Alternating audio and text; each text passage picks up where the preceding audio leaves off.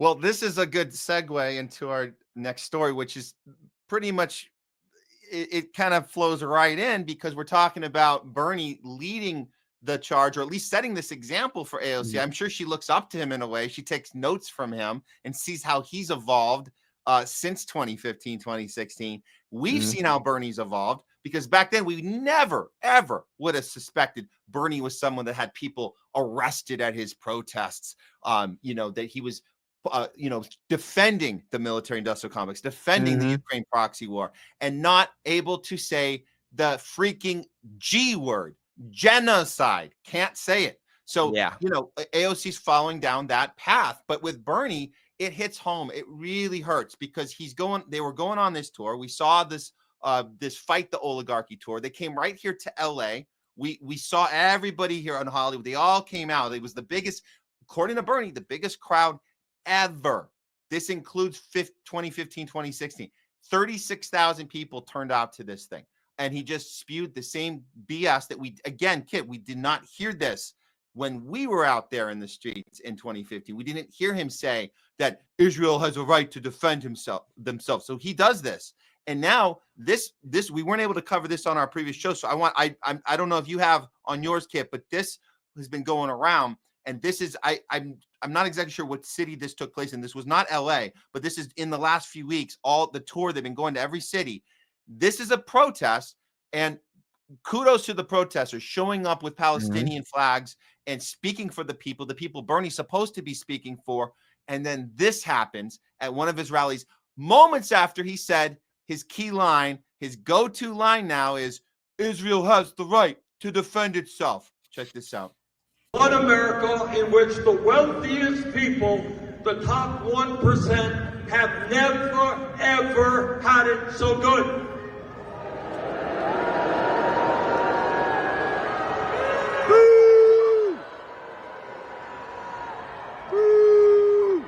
The booing is for what's happening to these people right now. That's yes, I talked about this on yesterday's show. Okay. Just to be clear, that's the booing. It's against Bernie. He's not Bernie. They're not booing the billionaire class like we used to do when we would boo at his rallies. They're booing him because he's not doing anything about what is happening right in front of his eyes, and everyone can see it.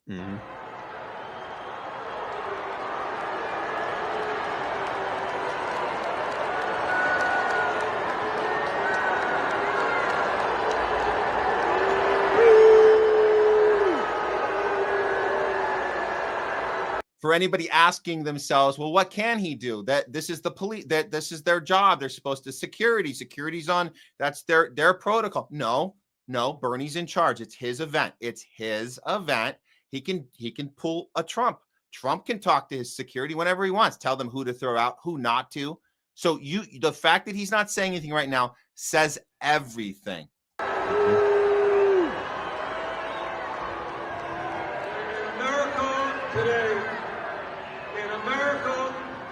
In America today, we have more income. In America today.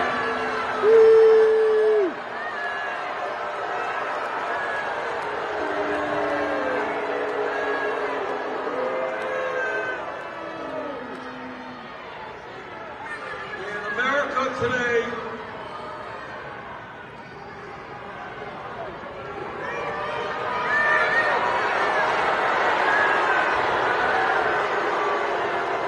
Bernie could stop this at any point.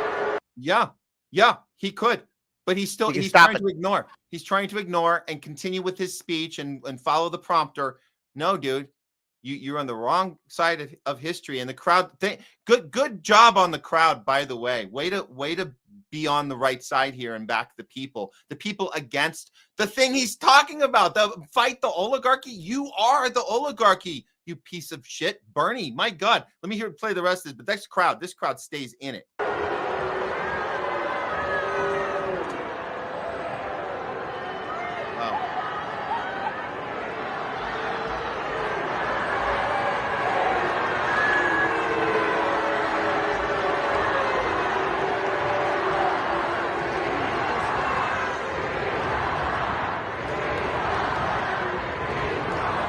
And this is how you lose the crowd. Yeah. Let me move on to, I know that this is a sensitive issue, something I am helping leading the ethics. It's a sensitive issue. Sensitive issue. Removing protesters in handcuffs. Very sensitive issue, Bernie. This not isn't the first time. Not the first time. Not the first time. This isn't the first time. Throughout all 2024, even when AOC and Bernie were marching for, stumping for Biden and Kamala, dismissed the protesters right away. Look, you guys were there with the gray zone at the DNC convention. You and Pasta were there inside the DNC convention, which is the gray zone. And what happened inside the DNC convention? Well, first of all, when the gray zone was confronting a lot of these Democrat lawmakers about Gaza and everything else, dismissed it right away. When Pasta was interviewing people and you were interviewing people, what happened? No one was really acknowledging. And then, of course, the piece de resistance, the two shining gems. First of all, you had the Palestinian Democrats or speakers who were kicked out of the DNC convention, who were most likely going to just say something nice about Kamala and Doris, but no, Democrats didn't want to take that risk, kick them out. And then, of course, when you had a lot of liberals leaving the United Center, and you had Palestinian protesters name the names of dead children, you had a lot of people covering their ears, blah, laughing. Yeah, one guy laughing at some kid dying at 18 years old. 18 years old. Kid didn't even live life yet. 18 years old. That's a baby still, okay? I don't care. 18 years old didn't live life, okay? I mean, come on. 18 years on this planet? That ain't nothing. So, this isn't the first time. And anyone that's right now going to these rallies, getting that hopium copium, look, maybe group therapy, maybe talking to friends or finding a craft is what can fill the void in your life if you got Trump derangement syndrome, because Bernie and AOC are just not going to stick their necks out, okay? Bernie and AOC stood by Biden as he made sure nothing would fundamentally fucking change, okay? The kids were still in cages under the Biden-Harris administration. The sanctuary cities was abysmal under the Democrats, okay?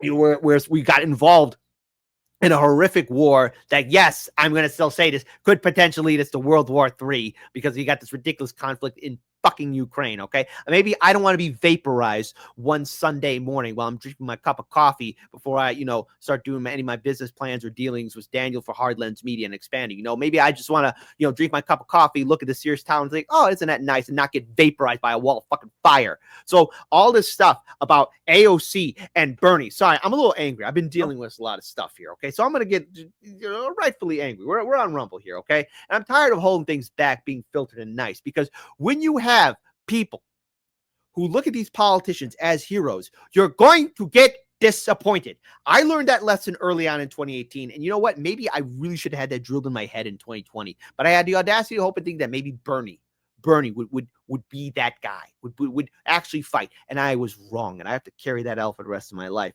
But if anyone thinks that Bernie's just going to say anything about anything now, no, it's all about helping the Democrats recontrol the Senate and House and maybe get the presidency. That's all it is. That's all it is. Stop worshiping these politicians, Democrat voters, Republican voters. Don't you get it? The one thing that these politicians care about is their portfolio. And AOC says she wants to do something about insider trading. Oh, that means confronting Nancy, Mama Bear. And I saw what a couple of finger wags from Nancy did to AOC. She cried and turned her no vote to a fucking present vote when it came down to the Iron Dome. AOC cried. No vote to president after she gave, and again, look, at the time, Tulsi Gabbard all the crap about voting president when it came down to the impeachment of Trump.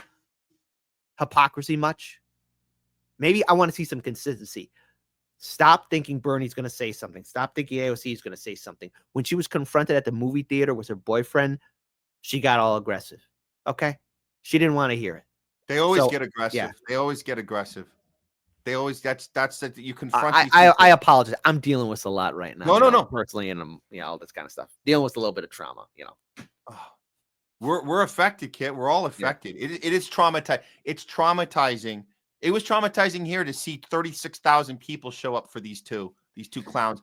Guess who else was there? Neil Young, the guy who was anti-censor, against or pro-censorship, against Joe Rogan having conversations on Spotify. The guy already sold his entire catalog, or half his catalog he sold off to BlackRock. Didn't even know it. He's so dumb. He thinks that he even has the choice to boycott a platform, which you can't, because you took a paycheck from BlackRock, you idiot. And now he's showing up acting like Kumbaya and and hippie songs from the 60s is gonna have any relevance to what's happening now. That's just one example, but everybody that showed up, the Holly woke, brainwashed folks were all there, and you know what, it hurts, Kit, because it was like they outdid our numbers. Really, 36,000 people. They outdid when we thought something real was good. But what are we even talking about? Maybe it was fake the whole time. But at least back then, I don't remember Bernie having people arrested at his rallies. No. In fact, wait, hold on. Wait a minute. At the early stages of Black Lives Matter, Bernie stepped aside for protesters who interrupted him while he was speaking. I remember that. Don't you remember that?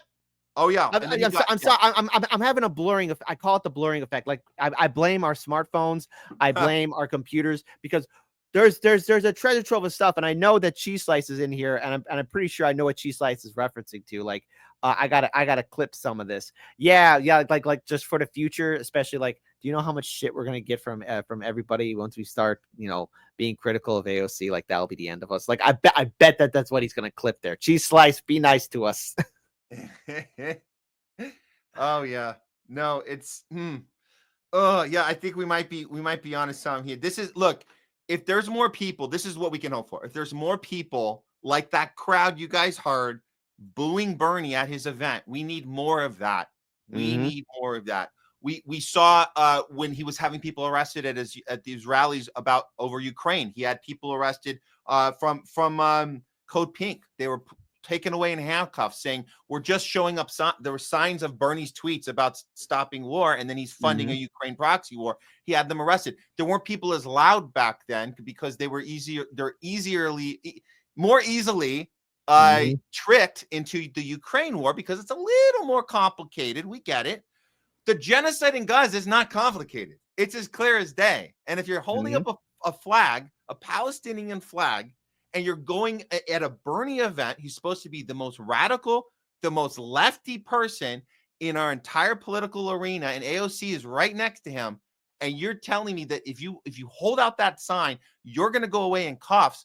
That's so obviously wrong that more people are booing now. And maybe could we hope for that more people will start booing, more people will get loud and say, you know what? Maybe this entire two-party system is a total crock of crap, and maybe I need to bow out. And absolutely, not 2028 train. Yeah. I think people need to come to terms with the idea of, okay, you're going to a Bernie Sanders event, you're going to an AOC event, and they're speaking Fight the Oligarchy tour. What are you getting from it? Okay, maybe, and look, people, we're all sensitive creatures. I'm sensitive too. Okay, I have emotional needs. We all have them. Every single person has them.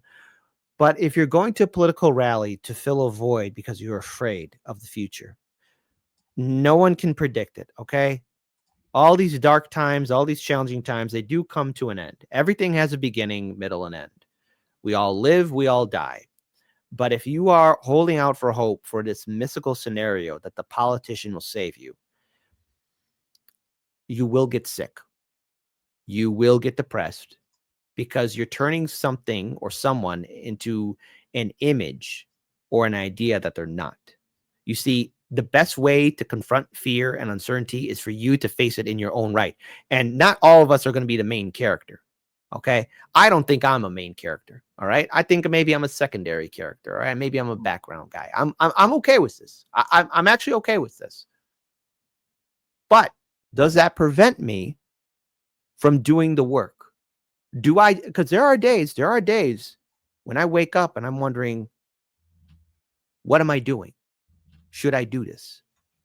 And I don't do the show because of ego and pride. No, I'm not in this for fame. I'm not in this for fame. I'm doing this for love. And because I love the media, and there are so many things that I have to deal with right now that are just like monumental, but I love doing this. And what the best news I always get is somebody saying, I did this because your show inspired me, or I'm getting involved in this. And that's all I need to hear. But for people going to an AOC event or Bernie Sanders event, and you're doing it to fill a void, yeah, you're there with other like-minded people, but they're scared too. Instead of hearing these two people speak, What are they going to do? What actions can they do right now? Can they really take on a political party that screwed over Bernie Sanders? Can they take over a political party that not only that tried to undermine AOC? Because everyone's right now cheering and yahing, but hey, the same Democrats were AOC's and Bernie's biggest ops. They did them in. And now here they are trying to get you all into a party again that has already admitted that they're a private institution. They pick who they want. In 2018, 2019, I was interviewing Democrat candidates who were running under Justice Democrats, Brand New Congress, DSA, Our Revolution, and all their stories are the same. Oh, yeah, DCCC, DNC screwing us over. We got a media blackout. Like, okay, then why are we in this party? And it goes right back to something that I saw in 2017 when I first met. Now, mind you, I mentioned on the Post-Duopoly show yesterday that I ran into Nico House. That was before we actually spoke. I saw him; he was interviewed. I did want to talk to him. I did want to speak to him, but every time I had a chance to run up to him or talk to him, he was already interviewing somebody else. But he can attest to this. He can attest to this. There's a lot of people there who were hoping that Bernie would do a third-party run. I even did my first interview with Jimmy Dore face to face. It was an 8-minute long video. And guess what? We were all having this hope. But as soon as Bernie spoke at the McCormick Place, thousands of people in the area were saying Bernie was getting screwed over. You're being screwed over. And Bernie dismissed it.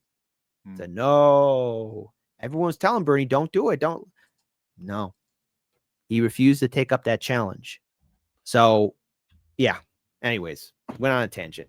No, this is good. We have to have accountability of the order of events, when they happen, how they happen. These conversations are important, not just we have our little predictions, and I think Jayme did mention in the chat, we should clip these predictions because we might be right. And that's fun. And it's fun to see. I hope I'm wrong. Right? I hope I'm wrong.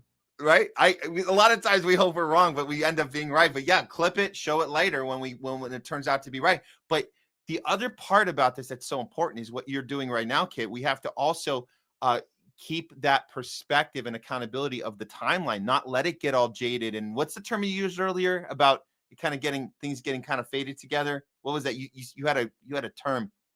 Oh, blurring effect. The great blurring effect. We have to fight the blurring effect because it's so important that we remember the chain of events. When Bernie behaved like this, when he did that. Same on the Trump side. When he said this, then he changed it to that. What were the factors in play at the time? So the reason that's important is so we can recognize those red flags, recognize them in the future when the people go through the same behavior, or when other people follow the same blueprint, as we spoke earlier about following a blueprint. So we have to remember how these things work and keep having these conversations. Kit, is there anything? I just appreciate you being on here today, man. These are great conversations, and I picked these topics. I know you've covered them on your show. We kind of all. That's fine. I'm more than happy to be here. More than happy here to celebrate your 100th episode. Sorry, you were going to ask me a question. No. Just I'm passing it to you. Any other final thoughts or anything? I want everyone to understand that when it comes down to independent media, it requires civic engagement. And what I expect from everybody who watches your show or Pasta's show or Due Dissidence, Jimmy Dore, my show, Hardlands Media, INN, RBN, anything of that nature, your job as a viewer is to also inform yourself and look at different perspectives and points of view. Your job as a viewer is to know the laws and regulations of your state, your city, so you know your rights as a voter. Your job is to be civically informed and to inform other people as well. And it won't be an easy route because politics is a very murky genre. Don't give up. And there are moments where I have felt like giving up. I've been in some very dark places. These past 2 years have really taken a toll on me, mentally and emotionally, physically, and so much more. I have known a lot of loss and I've dealt with some trauma as well. And there are people in my life that I wish that they were back, and I've lost some good people. And it makes me reflect on how short our lives are and what matters. And what matters is love for yourself, love for your community, and love to live life because it's precious and it goes by quick. If you're not paying attention, it'll go by you, and it matters. It matters what you care about. And if you love something, you got to fight for it. If you believe in something, you must fight for it. And there's always a risk and reward. I learned an important lesson. Just give me a few minutes here, and then I'll head on out. Go for it. In April, earlier in April, I was invited to a friend's baby shower, and I went to get them a book, for the kid. They're having a baby girl, and I got them a book. But I've been dealing with so much, and I was pulled aside by a couple of people saying, "Excuse me, sir, are you okay?" I didn't know if I was showing on my face, but a lot of people were asking me if I was okay. I said yes, I'm trying to get on brave face. And I, take the toy, the book. It's a dinosaur book about a T-Rex that wants to hug his friend and his mom and all that other kind of stuff.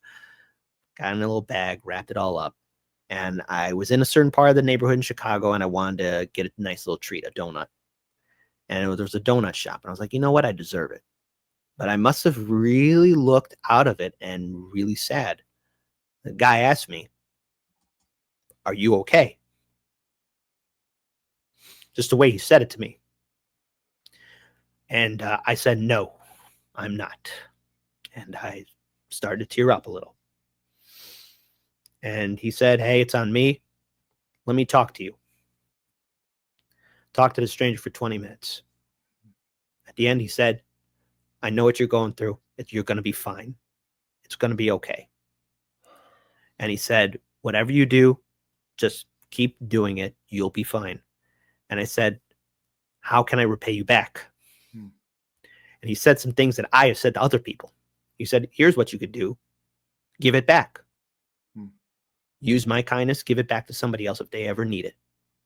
So I will end this segment with one thing.